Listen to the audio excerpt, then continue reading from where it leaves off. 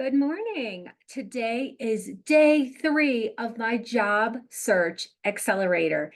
Thank you for joining me. Today is all about landing the interview.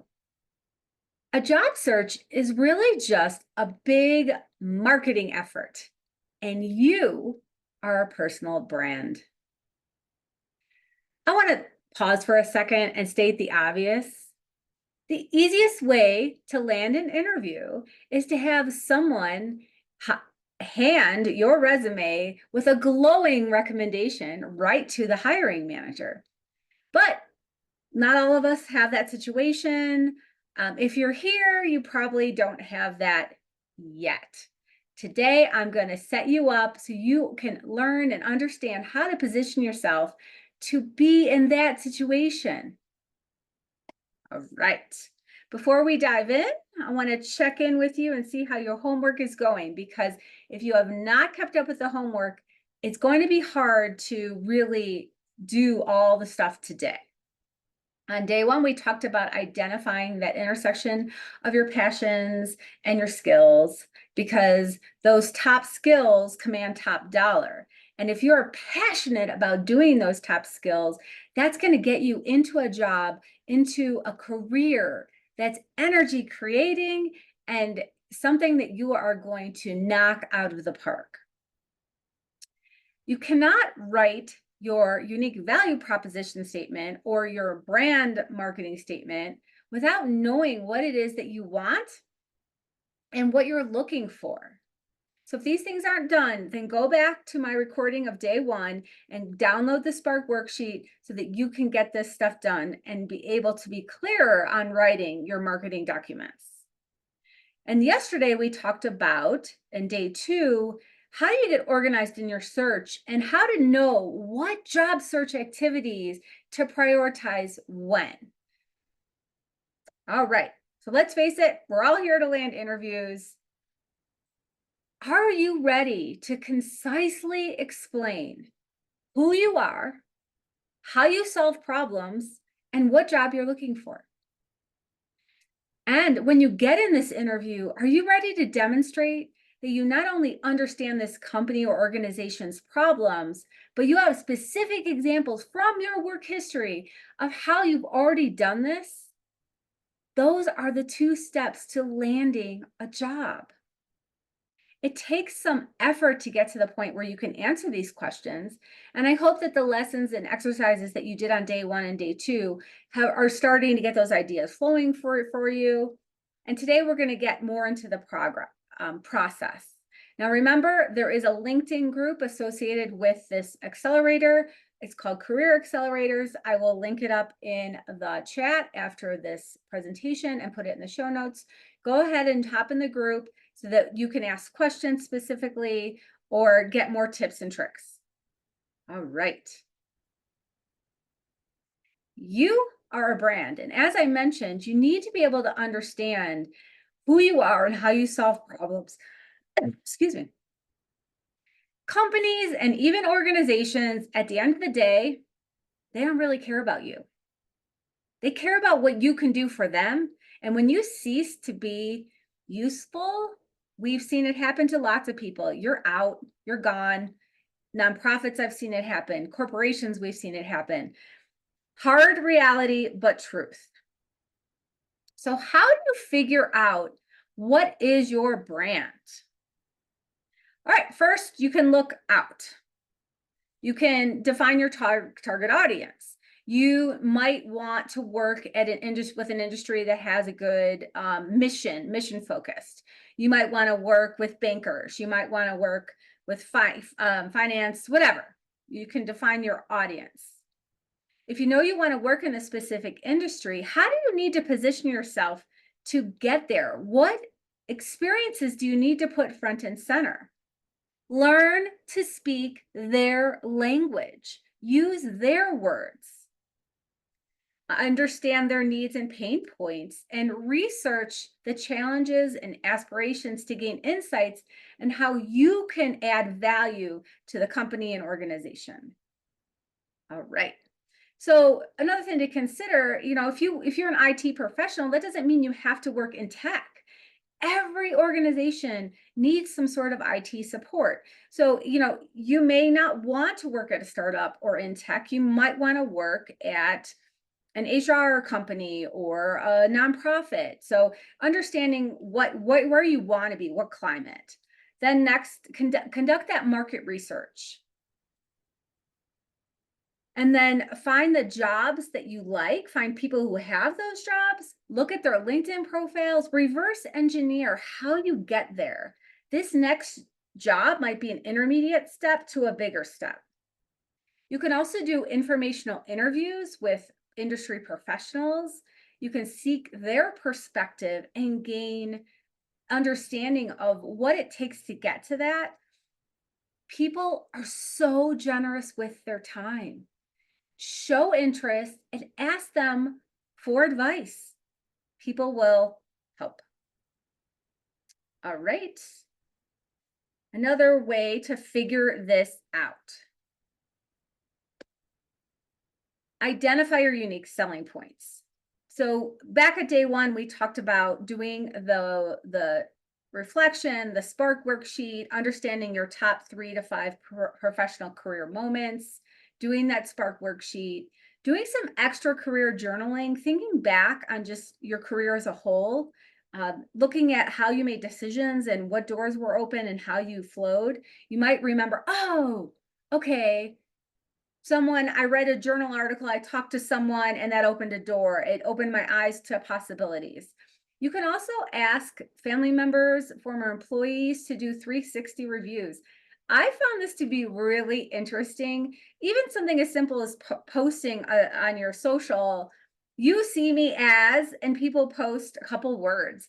It is really interesting because people see you in a different way than you see yourself.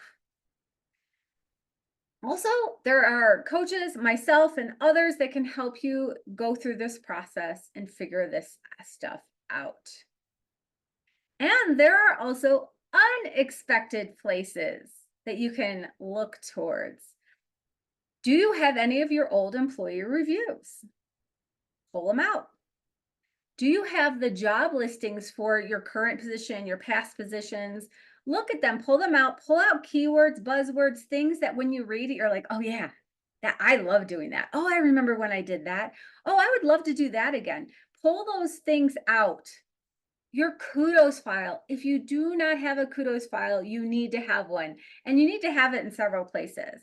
I have an email kudos file, and that's when an email comes in and someone's thanking you for something you did, or it has maybe the attachment of your employer review. Put it all in the folder because you can find this stuff later. When I've been given trophies or certificates or physical things, they're all in one place.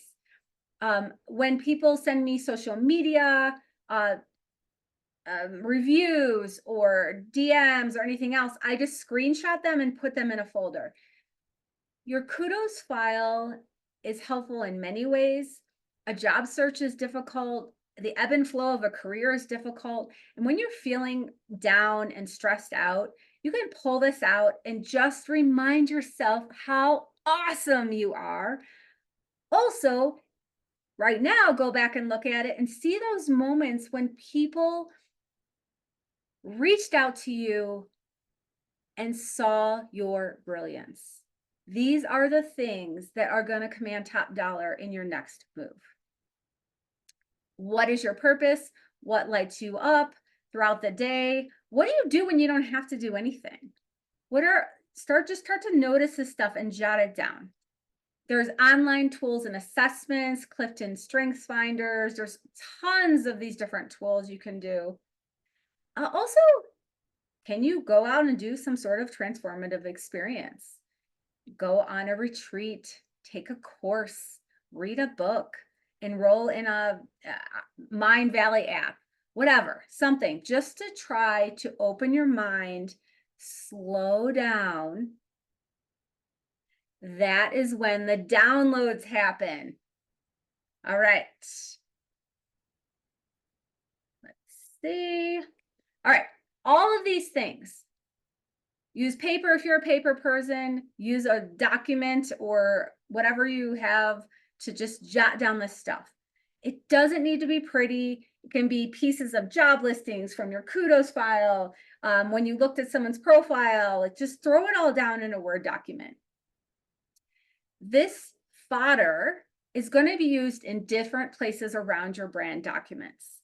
But the first thing that I recommend working on is your personal, unique value proposition statement. It's pulling together the keywords that describe you.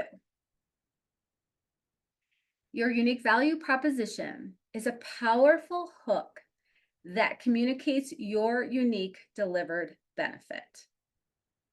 Whether you're working on your resume, your cover letter, your LinkedIn, website, marketing copy, whatever, your audience should quickly be able to scan the document and pick up on who you are and what you do, what you can do for your customers or your future industry, the problems you solve, the promise of the value that a customer or an employee can expect you to deliver. But most importantly, what can you offer that none of your competitors have? You're going to test and refine this. The cool thing about LinkedIn is you can make it before you start, look at your analytics, look at how many profile views you're having, engagement, that sort of stuff. And when you make these changes, look at the numbers. Are they changing? Is it working for you? If not, change it again. This is an ongoing thing. And as you go through this process and look at more job listings and go through interviews and talk to more people, your needs, wants, desires are going to change. I guarantee you.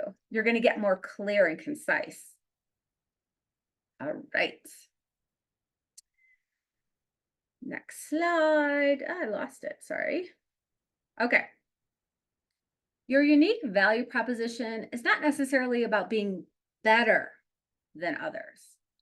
It's about being different in a way that matters. I know I mentioned often when I look at clients' branding documents, resumes, LinkedIn, they have all the words, they have all the buzzwords in there. But if you stop and look at your stuff, step back and look at it. Every single person who applies for the jobs you're applying for has all of that same stuff. How is yours different? Everyone who's applying has these years of experience and the same buzzwords. What can you do to stand out? This is a process. As you gain more experience and insights, it's going to change. But understanding your unique value proposition and then aligning all of your brand assets so you're sending a clear message is going to help you stand out. Because the first thing when someone gets your resume and if you make it through applicant tracking, or if you're applying for a job where the hiring manager actually looks at every resume, first thing they're going to do is look at your LinkedIn. Is it up to date? Does it match? Does it add more? Because we know on LinkedIn, you can tell a few more stories. You can use a few more words. You can break out of that formal resume language. How is your headshot? How is your cover? What do you have there? I want to share some examples of value propositions. I unravel the mysteries of data and unlock actionable insights that generate 10x growth. That might be a great LinkedIn headline. Here's another LinkedIn headline. User Whisperer increases bookings 97%, boosting revenue to 35 million. What I love about this is it talks about being a UX user whisperer, increasing bookings. And then it also describes the ballpark that this person plays in, because everyone has different levels of experience. This person has worked at companies that are up to $35 million in revenue. Right away, a hiring manager can see if this is the right match. I remember I worked with a contractor once, and his value proposition was, I turn houses into homes. Very unexpected, very powerful. I want to talk to that guy. Okay, I want to give you an example of when you start this process, you might end up with a really long paragraph, more of a paragraph. I ignite a love for learning by seamlessly integrating technology into the curriculum, creating captivating lessons that bridge the gap between theory and real world application. Through innovative virtual simulations and interactive experiences, I cultivate a dynamic classroom environment that sparks curiosity, fosters creativity, and equips students with the skills needed to solve problems we have yet to identify. I want my kid to have that teacher. So when you have something that's this long, put it in your about section. I would also add in more specifics, maybe like I have 10 years of 10 years of experience, what grade level, just to give a little more information about the ballpark, or if you're a university professor, whatever it is.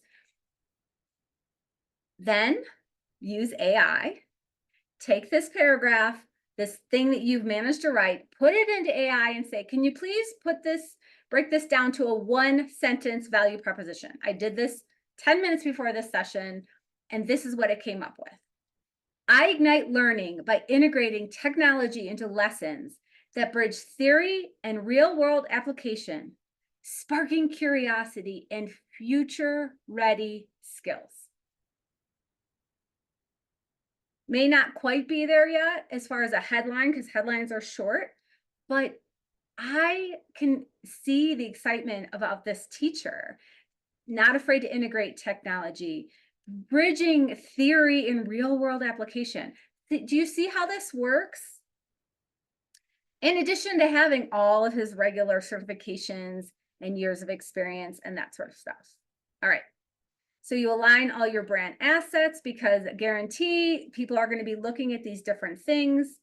Also, when you do an elevator pitch at a networking event and they recommend you to somebody, when this person pulls up your LinkedIn, it needs to match. All right. So once you have your brand documents all in a line and you understand how to articulate what it is you do and how you solve problems, then you're going to turn on that marketing machine and land those interviews. Number one, cannot state highly enough, networking, networking, networking. Spend half of your time networking in person, virtually, cold messaging, cold calling, asking people to introduce you to other people. Networking, networking, networking. Tomorrow is all about networking. Don't miss it. Informational interviews. Explode on social media. Post some of your own content.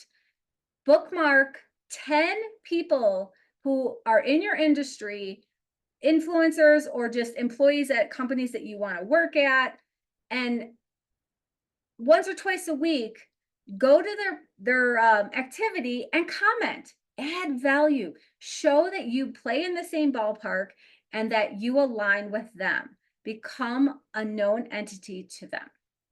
And that's when you can go into the DMs and say, hey, I would love to chat. Can we do an informational coffee? This is not an interview. Raise your professional cachet. How can you do that? You can do those LinkedIn certs, complete those. You can do other types of certs. You can be a speaker. You can do what I'm doing and host your own LinkedIn lives. You can pull people together and do a panel. Whatever it is. Oh, write, do a blog, send in articles, offer to do workshops. Whatever it is you can do to get out there, get your name out there, show you what you can do, and then post about it on your LinkedIn. I know it feels a little weird and icky, self-promotion, but you know what? This is your career, and you're the only one who cares about your career as much as you do. No one else is going to do it for you. Make no apologies. Get out there and sell yourself. Be unique. Be unique. Let's dive in there for a minute. I have a few stories to share with you. I know a nonprofit professional who was in interviews with an organization and saw that they were having a gala. She bought a ticket, went to the gala, talked to all the board members, talked to the top donors. Yes, she had to research in advance who these people were so she could come to this event and show that she was comfortable starting off with cold conversations and being friendly and being comfortable and meeting everyone. And yes, she was upfront, didn't pretend who she was at the event. That's being unique. That's standing out from the competition. I know someone who wanted to work for a very well-known entity organization, a dream job, and they posted a position on LinkedIn. She sent out a message to all of her friends and said, tag me in this post saying how wonderful I would be as a fit. So she got 30 of her friends to say, at so-and-so, you'd be awesome for this, at so-and-so, this is just like what you did here. She spammed the job post and she landed an interview and made it several rounds. Be unique. I really wanted to work for a specific company. I started commenting in the chat of any post. And after a couple of weeks of this, suddenly the CEO of the company was having conversations with me. And yes, you could say maybe it wasn't the CEO, maybe someone else managed their LinkedIn, but it wasn't a super huge company. And let's face it, I think more people keep control of their LinkedIn versus other social media channels. It feels like progress. Another time I was able to have an informational coffee with a CEO, and he's like, well, I don't have any jobs for you right now. But he emailed my resume to his friend who was a CEO at another company that would also have been a dream company for me. These things work. Another thing you can do is send a video, short video, not long, introducing yourself and talking about the problems you solve in a DM, in a message. Sometimes when you apply for jobs, you can see who the hiring manager is. Of course, it depends on the industry you're in, how big the company is, whether the hiring manager identifies themselves. But if the hiring manager is listed and you are not messaging them or sending them a video, then you are missing an opportunity. Some people have attempted to do creative resume things. I remember once hearing about someone who wanted a job at a radio station and they sent their resume with an IV bag in a box and had it messengered over. Well, weird, but it caught the attention of the person. It made them laugh. Be unique. Some people also might try an interactive portfolio or website if that's what they need for their industry. There are all sorts of ways to do this. Be creative and have fun with it. All right. I hope all of these things I shared today have helped you get excited and understand how you can create a buzz around yourself to get noticed and land those interviews. And if you are doing the homework and doing those job search 2.0 activities and doing the company research and talking to people who work at these companies, and you've done your 5 proudest moments, when you land those interviews, you're prepared to demonstrate how much work you've done, how much you understand the company's problems, and give them exact moments in your career where you have already solved these problems. Do you see how this is taking back your control over your job search? This is so far beyond the old way of just scrolling the want ads, applying, and being ghosted. This is how you take back your control. Okay, so your homework for today. is to set up your Word document, your paper. I think electronic document works better because then you can cut and paste right into AI to help you write this stuff. Because let's face it, we're not all writers. I'm not a marketing copyright editor, but my writing skills plus the boost that AI gives me enables me to deliver these products and get my clients accelerated on their way to landing their dream jobs. So go ahead, start your brainstorm on your unique value proposition, then work on aligning your brand assets, and find someone to take a look at your stuff and tell them, reflect back at you what they see. Because you might think you're being very clear, but when 2 or 3 people look back at you and say something completely different, you're gonna be like, oh, yes, yes. There is no shame in getting feedback and edit, edit, edit, edit. And remember to monitor your LinkedIn analytics because you'll know you get not instant feedback, but pretty quick feedback on whether these tweaks are making the difference. One last little thing. I attended a session where the recruiter showed us the back end of what they see on LinkedIn when they do a Boolean search for a candidate. So they'll put in keywords because they need to fill a position, and they'll get a scrolling list of hundreds of LinkedIn profiles. And all they see, your profile photo, your headline, and the first 2 sentences of your about section. That is your most valuable real estate. Use it wisely. Thanks so much for joining me. I will see you tomorrow morning where we are going to dive deep into networking because it is by far the most important thing that you can do to accelerate your search. Have a great day. Remember, if you have any questions, you can drop them in the LinkedIn group or in the chat for this session. I'll see you. Thank you. Bye.